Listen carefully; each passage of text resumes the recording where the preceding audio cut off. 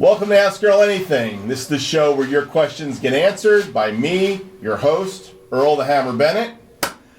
This week I've got some questions from my subscribers and people that like to follow this show. And we're going to start right on in. And the first question comes from Drum Covers by Bill. Bill, thank you for the question. I always appreciate when you ask a question. The question is this today. Let's see, let me read it good. I noticed in most of your covers you hold one stick backwards, or the heavy end out. What is the purpose of this? I have not noticed anyone else doing that before, and would love to know the reason behind it. Thanks in advance and have a wonderful evening. All right, Bill, great question. It's kind of a grip question. You know, it's asking me why. Most guys play with the tip of the stick.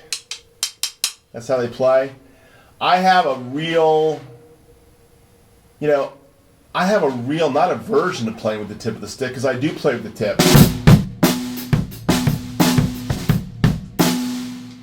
But when I was growing up, I was trying to learn how to get power. And one day I don't know what drummer I saw doing this. It might have been a picture in Modern Drummer magazine where I saw Steve Gadd playing the back end of the stick, or another drummer. I mean, actually, I was reading Modern Drummer magazine, the Carmen Appice issue, and Carmen Appice talked about playing with both sticks, with the butt ends of the stick. And he actually has a drumstick made that's a butt end of a stick. It's both sides are butt end of the stick. It's not straight. He's got a little indentation to know which is the front. But his stick is basically the butt end of the stick. He played that hard. So a lot of rock drummers, to get more power, were flipping their sticks over. Now, for me, there was another practical reason for doing this. I was playing a lot of gigs where I would have to do what they call society gigs. And society gigs might be you're doing a bossa nova. So it'd be...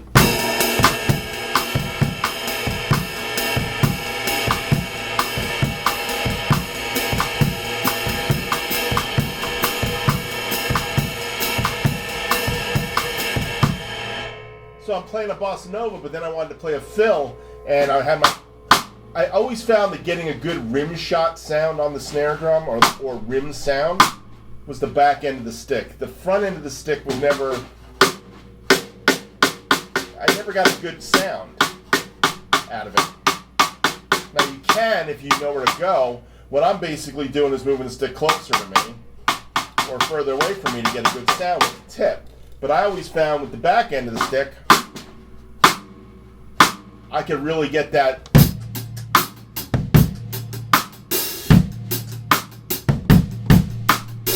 And I was playing a lot of gigs where I had to play stuff.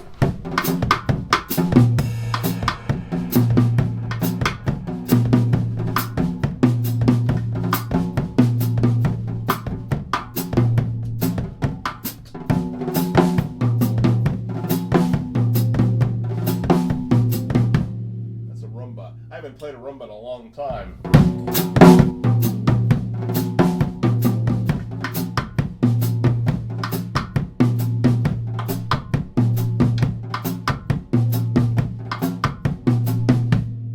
Anyhow, I played a lot of weddings, or we call them casuals or GB gigs when I was younger. And I just found when I went from this to flip the stick over to go, that didn't make any sense. So the other thing I realized was the snare drum had a different sound when I played with the butt end of the stick.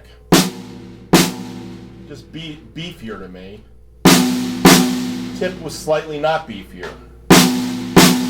Now I can get the beefy thing out of it, but I just got so used to playing the butt end of the stick all those years that I've developed my dynamics with the back end of the stick. So I like flipping the stick over, especially when I know I'm going to power it up going into the next section. So a lot of times you watch my covers, and I may be starting with this, but I know it's going to beef up at some point. I wasn't flipping anybody the bird, just in case you're wondering. All right, I was not doing that. I know it's going to pick up, in dynamic range, and I just pick up, basically take my stick, and I just flip it over and go right to this. And I start getting that beefier sound with it. So it really is a sound thing.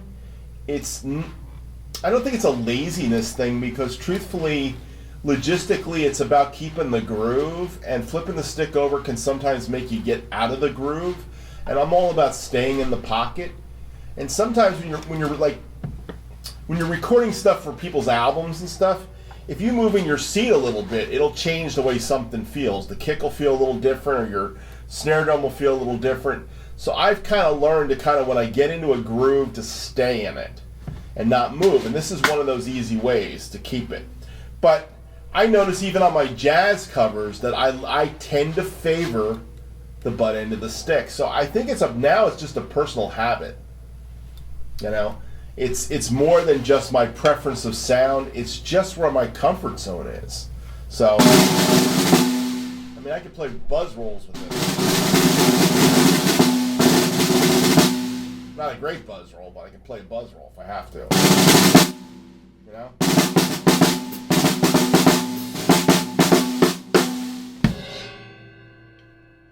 Hope that answers the question, Bill. But I think it's just become a preference. It's just become my preference and how I do things and why I do things. And 40-something years, bad habits or good habits, depends on how you look at that. For me, I think it's a good habit because it's my sound. But I think you will, if you look close enough at some drummers, you will see a lot of drummers flip the stick over at certain times. Hal Blaine used to do it. I read that. Steve Gadd definitely did it. Carmen Appice did it. Not a lot of jazz guys, but a lot of rock guys or guys that played in studio situations would get that sound with the butt end of the stick. So they're my influences. That's where I've gone in that. So that's my reasoning for it. And I'm sticking to it today. All right, Bill. Thanks a lot. Next question comes from Baxter Shorndon Music. First time for Baxter, I believe. Baxter said, hey, great video. What are your thoughts on the Paiste 900 series? Today I have Caropes up and a Zildjian Ormond crash and my 18-inch Costco China and my good old New Beats. But when I have Paistes up here, I usually have B8 Paistes, usually. I have a few non-B8 Paistes. The 900 series. I think the 900 series was a really interesting move of Paiste to bring in a line below their 2002s and their big beats. And they've done this before. This is nothing new with Paiste. Paiste would have their high-end B8 cymbals, like the 2002s, like the Paiste 3000s for a while. And then they would have lines below them that were really good cymbals, but they were the line below them. The 505 being the classic first one I think of, 505s and 404s. So when you look at the B8 history of Paiste, you look at giant beats going into 2002s. And then somewhere in the mid-70s, they decided, I'm going to make a lesser line of B8 cymbals. We'll make a 505. And they made the 404s. I'm not so sure the 404s are completely B8. I think they might have something else in there with it. But the 505 is the poor man's 2002. And then as soon as Paiste in the mid to late 80s switched to 3000s and got rid of the 2002s for some reason, which to this day I still have no clue why they rebranded that. The 3000s had red labels on them, and then there was the 2000s and the 1000s, and the 2000s were blue labeled, and the 1000s were green labeled like the 505s. And the 1000s and the 2000s had nice sounding cymbals. Now, the 900s.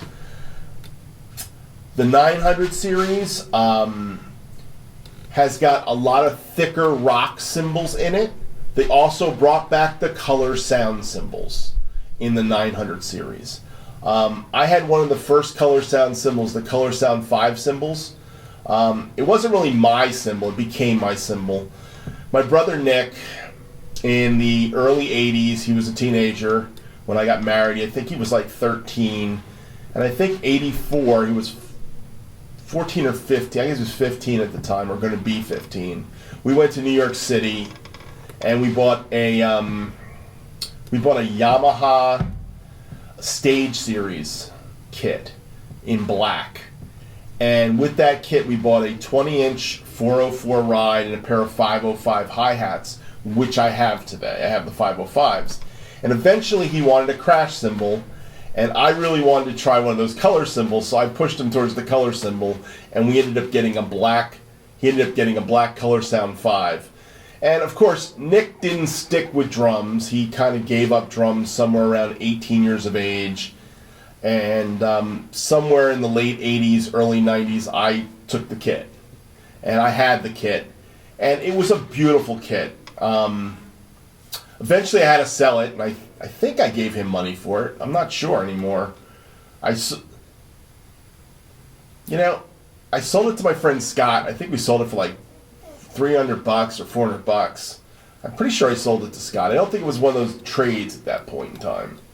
But somehow in that deal he got the 505s, because he had the 505s. And I don't know what happened to the 20-inch 404. To this day I still don't know what happened. But I kept the Color Sound, because I had a 505 16-inch crash. And the Color Sound 5, as they were called, Color Sound 5 was black. And I used that for a bunch of years. I had a black and the 505. And it was an interesting cymbal. So the 900 series was Paisley's way of bringing back more colored cymbals. They're the first ones to do painted cymbals. They did them the best. And I kind of dug what I saw with the 900s, with the colored cymbals, the reds and the blues and the greens and all that stuff. And thinking that a purple looked really cool. So I think the 900s sound cool. I think they're an interesting sounding cymbal. They are a B8 cymbal. They're just a lesser than 2002 B8 cymbal or the big beats. So, but they're very clear and they're very B80 and very cutting and very Peisty, And if somebody gave me one, I'd take one. I'm not going out to buy one, though. If I was going to buy another cymbal, I would probably buy a big beat or a giant beat, to be honest. Or a 2002, because I have a 16-inch 2002 that I love. So I think paying a little more and getting that 2002 is what I would do today.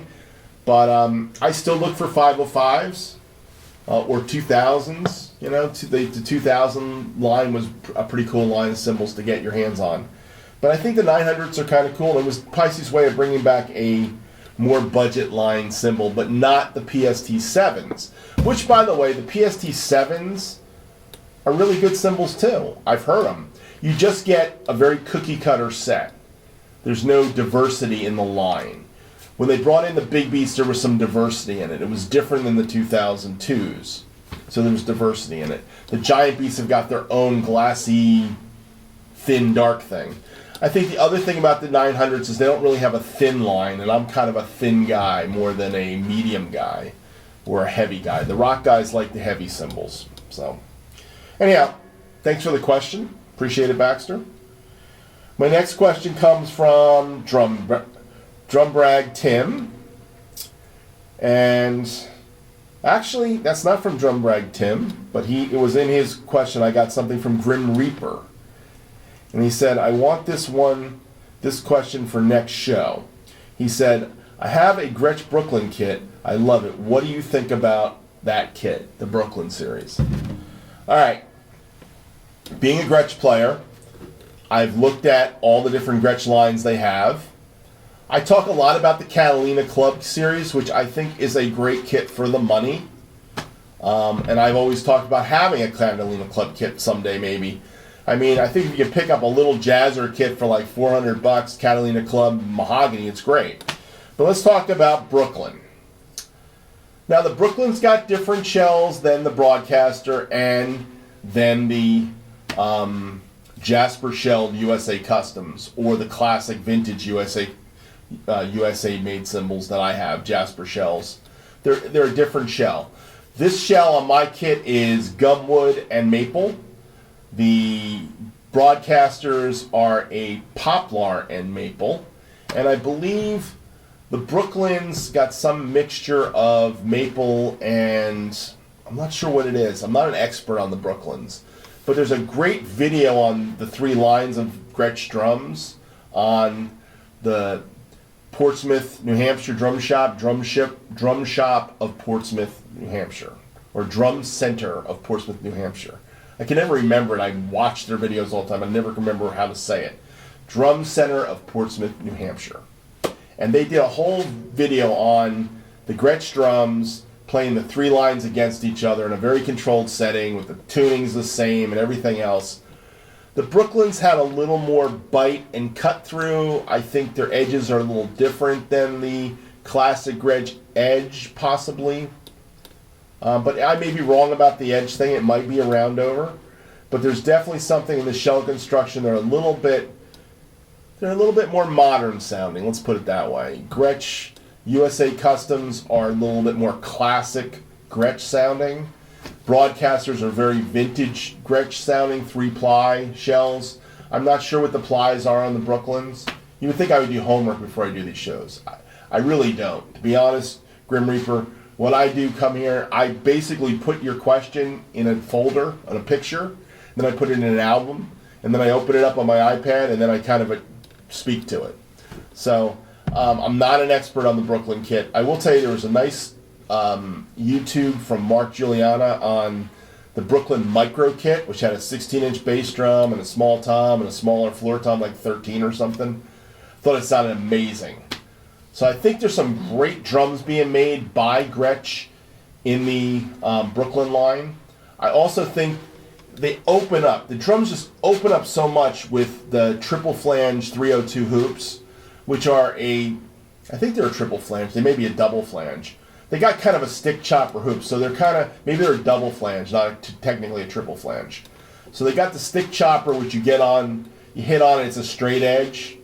I think the triple flange is that other bend in or out, which makes it triple flange.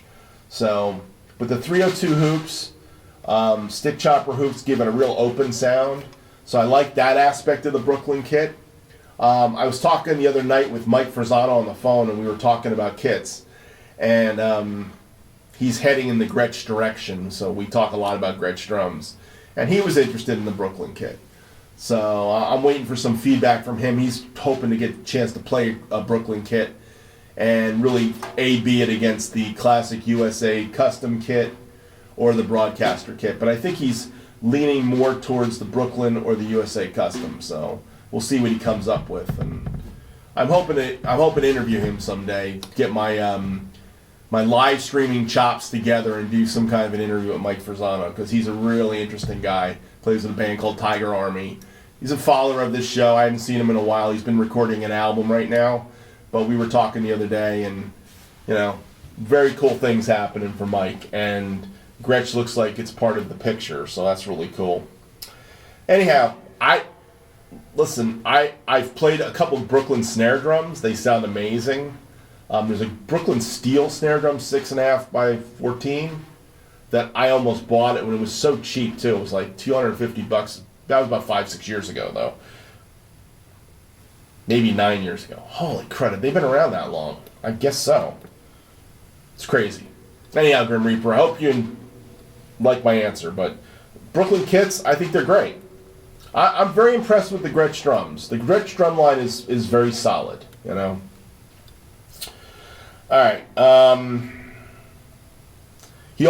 Reaper also asked me a second question. And the next question was, can you go over what bass drum pedals you use and why? Okay, bass drum pedals. First off, I use a bunch of different bass drum pedals. In 2004, I was looking for a pedal that did not have a chain on it. Now, here's my pedal history. The first drum kit I ever played was this kit in high school that was not mine.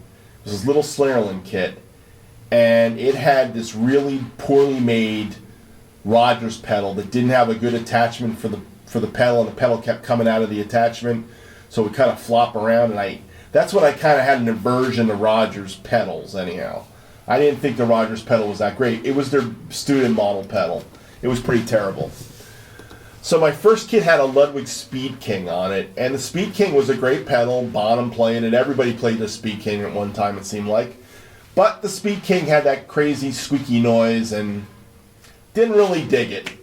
So one day I had a friend, and he had a Gretsch floating action strap. And I remember we traded pedals. He took my Speed King and I took his Gretsch floating action. He got the better end of the deal, I think. But the Gretsch floating action, believe it or not, the Gretsch floating actions is the lineage to the DW 5000 pedal we know today with a strap on it. Okay? What would happen in the 70s is guys would play the floating action pedal, or they would play the Camco pedal, the vintage Camco pedal. And I happen to have a vintage Camco pedal, so hold on one second and I'll be right back. Okay, so I'm back. So here's the Camco pedal. Now why am I bringing the Camco pedal? You asked me about my pedals. I want to explain something to you. All of my pedal choices, my modern pedal choices today, come from an understanding of this pedal. My first pedal, again, was a Speed King pedal. I eventually traded my Speed King for a Gretsch floating action. The Camco pedal is the exact replica of a Gretsch floating action pedal from the 70s and the 60s. This is from the 70s or the 60s. Now, one of the interesting things about this pedal is that I replaced the hinge on it. And the hinge replacement for this back hinge is a DW pedal. When Camco went out of business, Tama bought the Camco name, and DW bought the die and tools to make these pedals. So when you look at a DW 5000 pedal, you're essentially looking at the first generation of DW 5000 pedals. Even the 6000s today and the 5000s today come from this basic framework. This is where it started. So a couple years ago when I broke the hinge on this pedal, because I was using it at my Swigs rehearsal place, I went online and found this hinge for $12, and I said, "What? I may as well buy it and see if the holes match up." I wasn't sure if the holes were going to match up. Well, they did. They matched up perfectly, like it was made for this pedal, because it was made for this pedal. Except DW made a better hinge. DW, since 1979, 1980, whenever they purchased the company, it was somewhere right around 80, they bought the opportunity. I mean, I started seeing Drummer's Workshop in the earliest issues of Modern Drummer magazine. So, I mean, it's somewhere in the late 70s, Don Lombardi basically bought the tool and the die to make all the stands and all the equipment from the Camco Drum Company. And then they started marketing it as Drum Workshop. So this was my idea of a great pedal, was this kind of pedal with a strap. Now I will tell you one other aspect of the Camco pedal, is that eventually in the 70s, a guy named Al Duffy, and that's his name, Al Duffy, I said it wrong in one other video once, Al Duffy worked at Professional Percussion Center in New York City, where I bought this drum kit, Professional Percussion Center at Frank Ippolino's store in New York City. And he used to retrofit these pedals with a sprocket. The sprocket was was basically a bicycle sprocket, and he put a chain on it.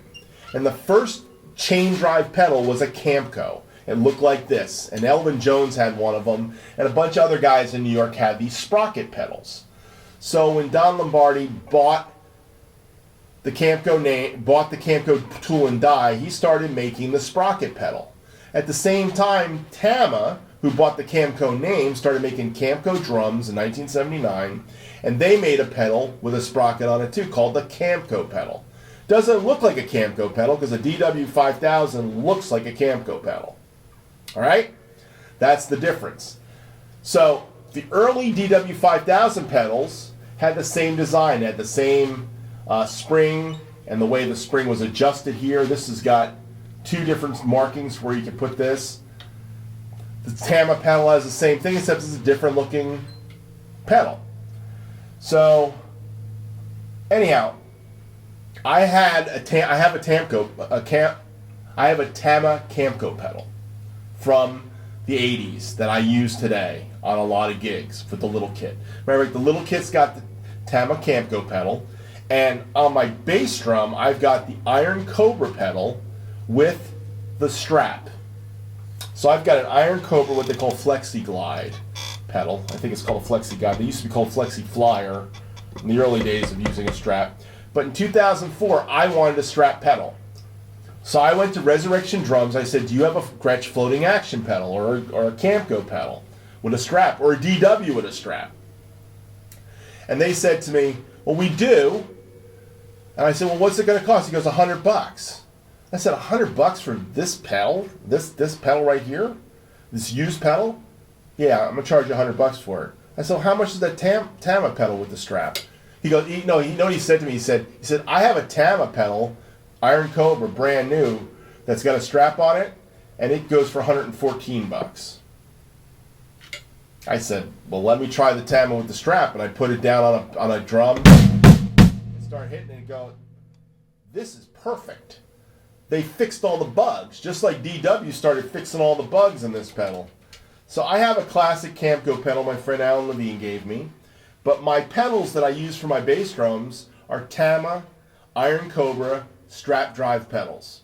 And I have a double pedal, and I've got a single pedal. The first one I bought was a single pedal from Res Drums in 2004 for the cost of $114. Okay? I since picked up this Camco pedal, and by the way, this is an awesome pedal. So I have a real affection for the old Camco pedals and the old floating action pedals and the strap drive, but I also got a nice cam, I've got the Camco by Tama chain drive pedal, and I've been looking at pedals again, because every couple years I start looking at pedals. And I was looking at the Tama Classic Hardware pedal, and I saw it, and it really looked like a little toy to me. I love everything about the Tama Classic Hardware. You've all seen 3 videos on this now, but the pedal didn't do it for me. But I went to Maxwell's Drum Shop in New York and saw that Tama Classic Hardware and the pedal, and what I came out of there going was, I want the Rogers pedal. The guy behind the counter had a Rogers pedal, and he had the new Rogers Dynamatic pedal, which has got adjustments on it and everything, similar to the old Swivomatic pedals. That's what Rogers called their high-end line. So the Dynomatic pedal doesn't swiv, but it definitely has a lot of adjustments, and it looked really cool. And I don't know, it's $200 versus Tama's $99. But truthfully, if I was going to buy a pedal in that style with those kind of adjustments, I would probably buy the new Rogers pedal. So, but I don't see me buying any pedals right now. And the other thing is, I've been looking at direct drive pedals, which is what a Ludwig Speed King pedal is a direct drive, which doesn't have a strap on it, but it's got metal and it comes straight down. It's called direct drive. And Tama just came out with a direct drive pedal at NAMM 2019 that looks amazing. So before I'm spending any money on a pedal, I'm going to check out that Tama pedal too, that Tama direct drive, because that looks really smooth and fast. But for my foot and what I do, it's Iron Cobra with a strap drive is my main pedal, and then I've also got a Camco with the chain drive sprocket, round sprocket that I've had for a long time. I think it cost me $63 when I bought it. So great pedal. And great question, Grim Reaper. Next question comes from Stephen Anthony. And Stephen Anthony asks the question, are those Giant Beat 15-inch hats? So I think he's talking about on my little kit on one of my videos. Actually, last Ask Earl Anything, I had the 15-inch hats. I'm looking at a picture of myself.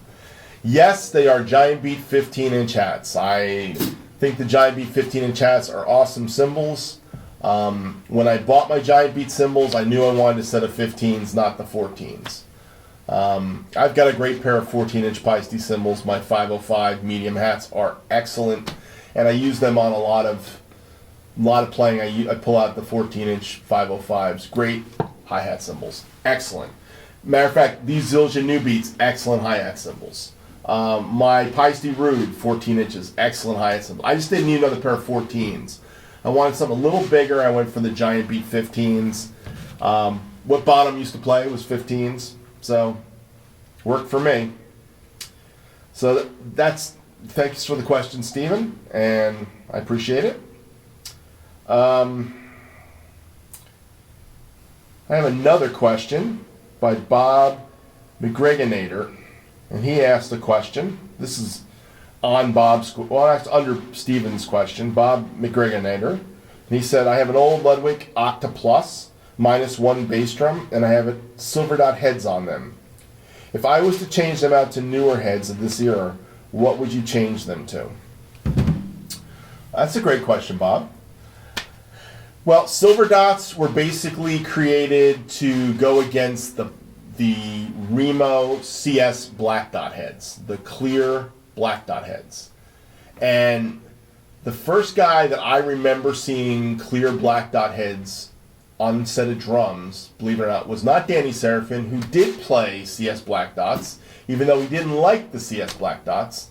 And it wasn't Tony Williams, who played CS black dots his whole career, by the way. As soon as they were created in the 70s, every drum kit that was that yellow Tony Williams Gretsch kit had CS black dots on top and bottom, and snare drum, clear CS black dot heads. But it wasn't him.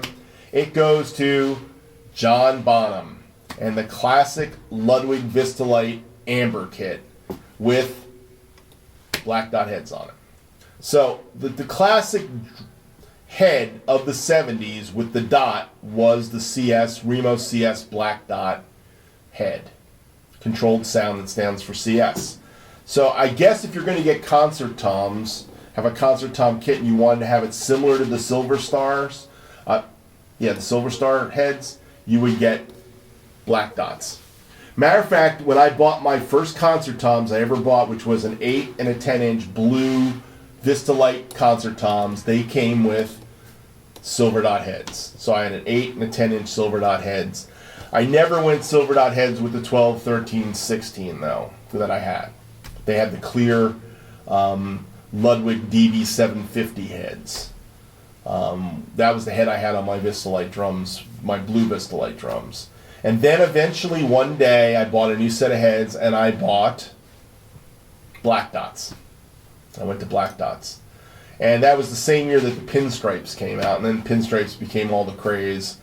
Probably should have went pinstripes. The drums would have sounded better with pinstripes than the black dots. The black dots are a very focused sound, but a little controlled. The pinstripes are more like that fat, taped up head sound, But they were more lively than the Evans hydraulic heads.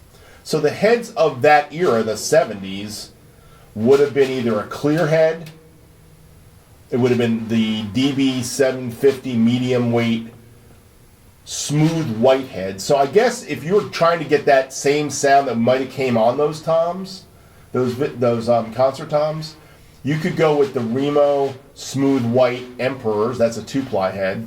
I don't think they make a smooth white Ambassador, but they might. I think Bennett might be making that one now. So that would also be considered appropriate.